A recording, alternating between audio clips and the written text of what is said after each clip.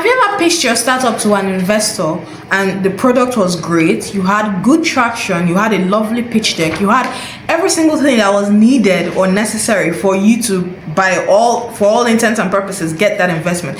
But then your investor keeps talking about legal readiness and how you don't have it, and you wondered what exactly that meant.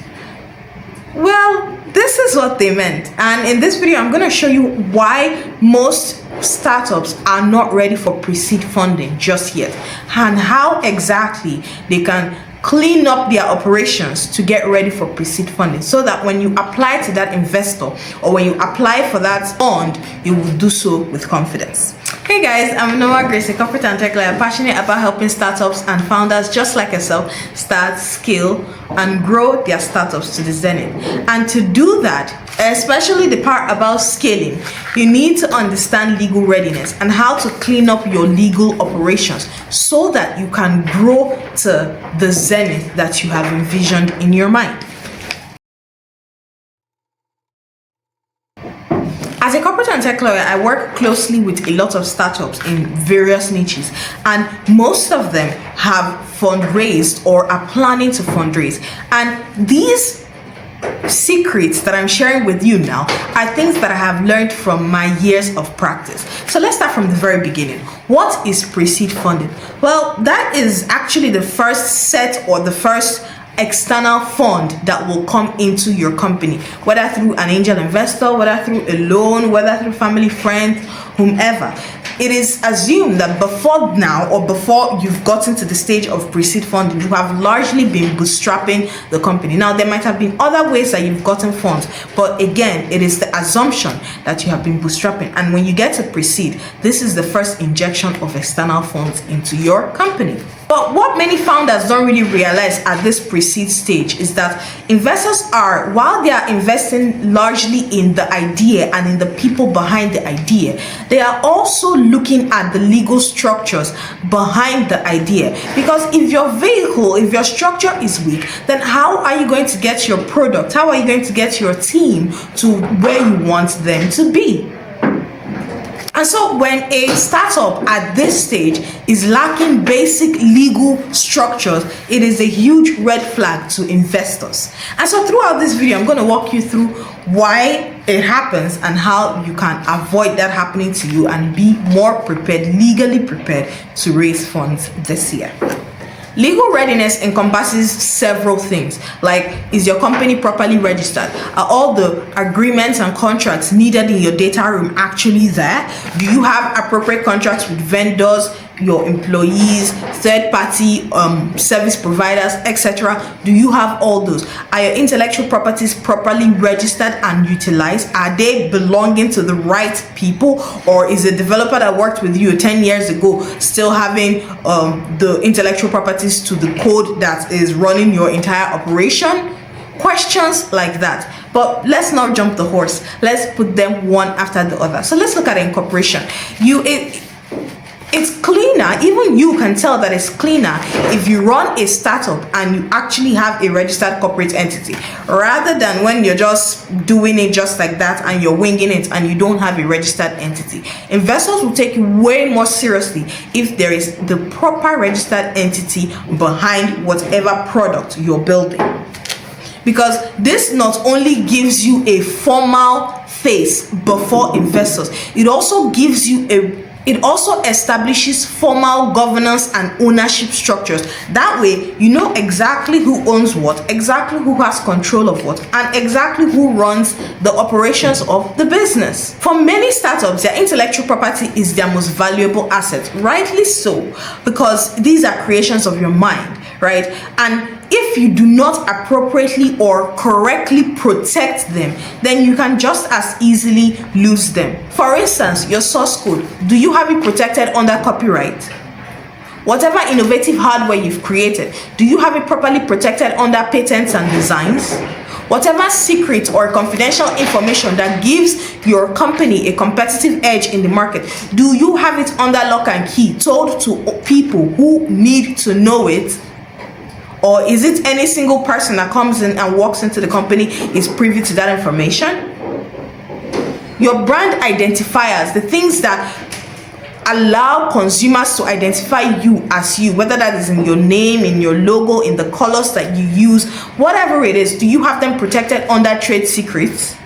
Do you jealously guard your intellectual properties? Do you properly use and utilize them? Do you even make money from them? These are some of the questions that any serious investor coming to invest in your company, whether that's in pre-seed stage or any other stage, these are the important questions that they ask. And the more positive and affirmative answers you give them, the more green flags they see in you and the more reason they see to invest in your company. And the other is also true. Then we have contracts. Contracts are the backbone of any professional or business relationship. What are your contracts like? What is your data room like? Are your contracts up to date, or do they need to have been renewed since 3 years ago and you haven't done that? Do you have the appropriate contracts with your employees? Are your employees properly grouped into full-term employees, contract staff, or independent contractors? What about the contracts you have with your vendors, the agreements you have with your service providers? Are they properly categorized and are they operational? Your contracts are living documents. They are supposed to evolve as your relationship with the other party evolves. And if your contract is not doing so, then there is something seriously wrong. Then what is your regulatory compliance like? What industry are you in? What regulatory obligations are facing that industry, and have you done them, or have you put them together, or are you compliant, or don't you just care, or do you feel that, oh, it's when I get the funds then I'll focus on compliance? It doesn't really work that way. You have to show that you are compliant before you can even get the funds to be even more compliant. And you find that if you neglect compliance, you leave yourself open to all sorts of risk, whether penalties from the regulators themselves or even from your reputation being damaged as a company that does not comply with the regulations. And if people know you as such, they will not trust you with their information or with their money, depending on what kind of infrastructure or what kind of company or business you run. From these factors of legal readiness, you can already see some of the common traps that hinder startups when it comes to their legal readiness for pre-seed funding. And the very first one is not incorporating, or even incorporating and it's in the wrong category, or it's the wrong corporate entity. Imagine you want to have a startup that is eligible for pre-seed funding or any other injection of external funds, and then you register it as a business name. Any serious investor would look at you and would most likely bypass you or will not take you as seriously in the business as you want to be taken, because your corporate entity is not in the right category. Another legal gap that hinders pre-seed funding or the success of a funding round is unidentified or undefined ownership stakes in the business, or founder duties and responsibilities. Now, I've seen a lot, and I mean a lot of the time, I've seen where founders are friends and they believe, oh, we're friends, everything will be fine. And then, just like that, something would happen, a conflict will break out, and all of a sudden it is, I trusted you and you betrayed me, and things like this. And when you start to uncover the layers, you will find that they entered into this business relationship with no definition on the scope of your responsibilities, on who exactly owns what, or the say you have in the company, or what you can and cannot control. And that can break a company up faster than anything. And an external investor will not want to walk into a situation that is rife for conflict and is easily broken up because you do not have a defined ownership structure in the company, or that the founders are unclear of what exactly their duties and their responsibilities in the company. Then you have IP issues where your ownership is unclear, where, for instance, you have 3 developers that works on a particular project and you did not register it in the name of the company, or worse, no one agreed as to the conversation as to ownership did not even happen. And so now one developer has gone his way, another has done his own thing, and then voila, you're at the pre-seed stage, and someone resurrects from the woodwork and say, wait, I created that intellectual property, so therefore I have a stake in it. Nobody wants that, right? So clean up all intellectual property loopholes at the very beginning, so that as you scale, as you grow, you have all of your ducks in a row, and any investor that comes on board will feel comfortable handing over their money to you, because they know that you actually own the infrastructure, the product that is actually going to recoup the revenue back for them. Now we have a non-compliance with local regulations. I think we've already talked about this, where it's like most startups leave regulations for later periods. That's the wrong approach. Regulations you should handle regulation as you're registering your company. You should be thinking about regulations.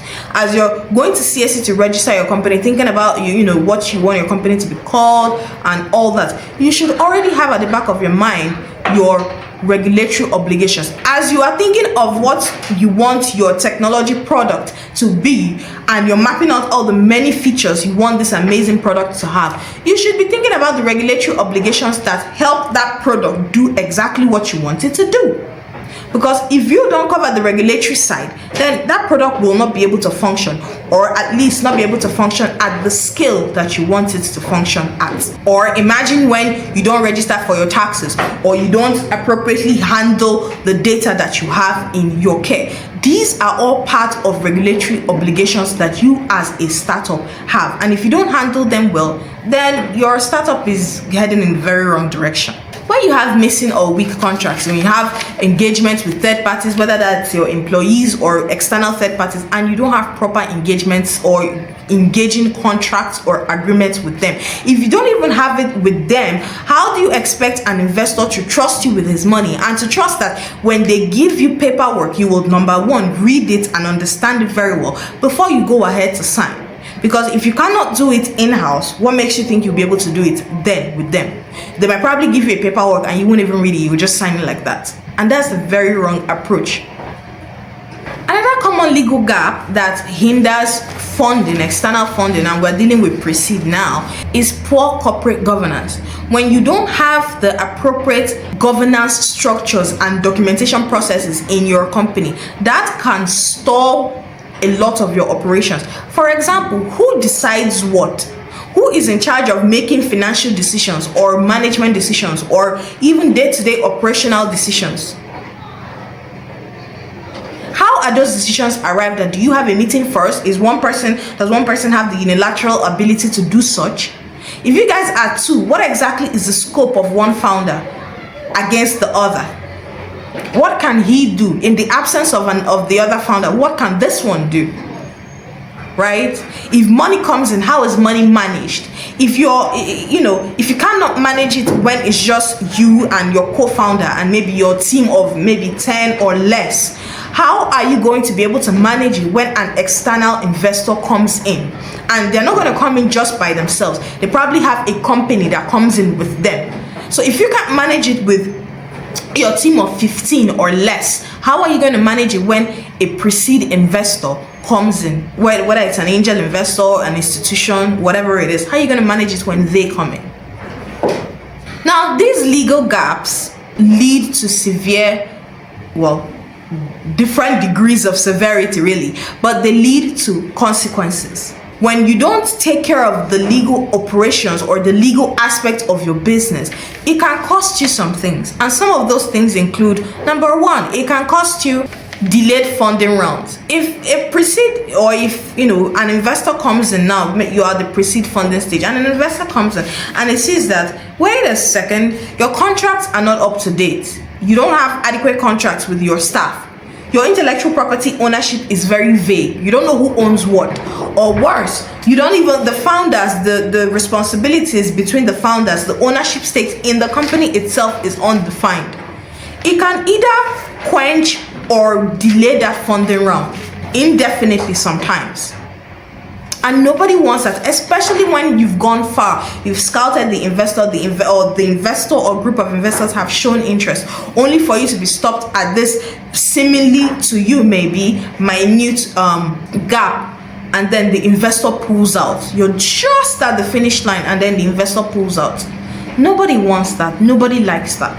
And that is a major consequence. Worse than if the investor pulling out, you can even get a lower valuation for your company or unfavorable investor terms, because now the investor will hinge on your unreadiness and say, because you are not ready, this, that, or worse, because you are unaware, which, is even worse, because you don't know that there are these many gaps, you enter into contracts that are unfavorable because the investors present you with unfavorable terms, and you, in your, would I call it ignorance now, would either not read the contracts, not give it to an experienced party to read, or an experienced lawyer rather, to read and go through. You would sign it and you would unintentionally sign to unfavorable terms, or worse, your company will be valued for lower.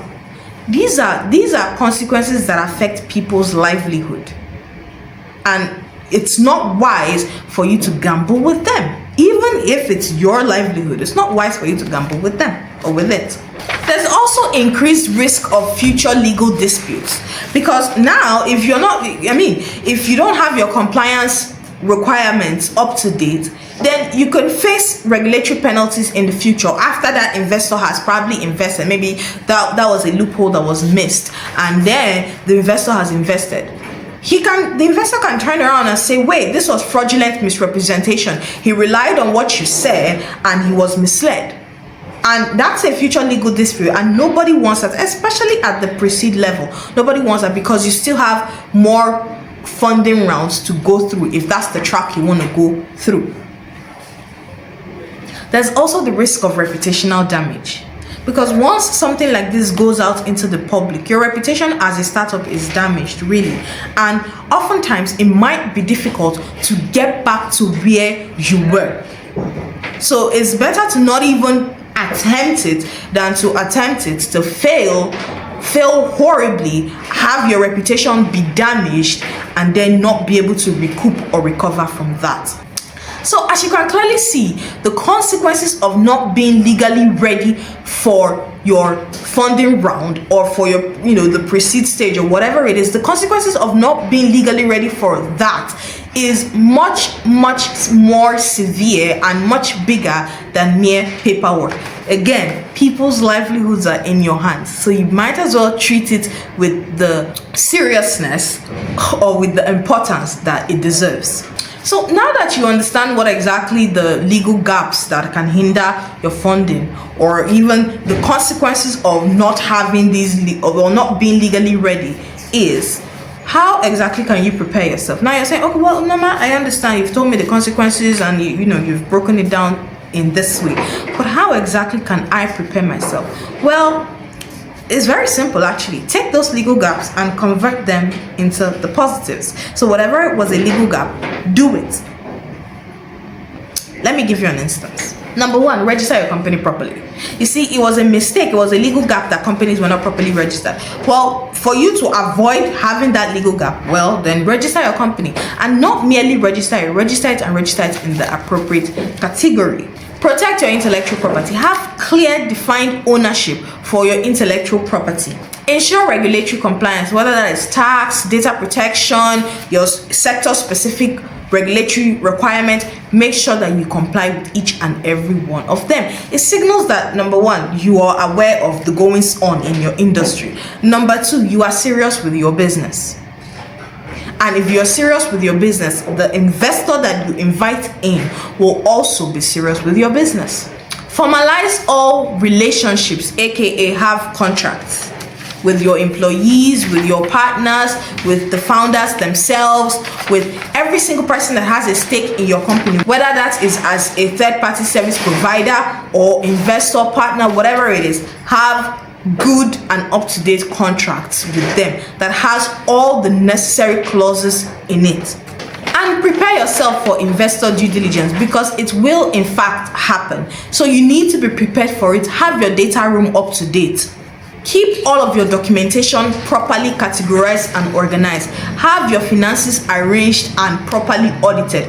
Pay your taxes and be ready to produce anything that the investors ask you to produce, provided is within the bounds of the business you are conducting. Because preparing for due diligence and having all of these things, being legally ready, it not only helps that funding round go by faster, it also signifies and shows the investor that, hey, this person that I'm dealing with not only takes his business seriously, but if I give him my money, he will also take that seriously and will most likely probably deliver on the terms of our engagement.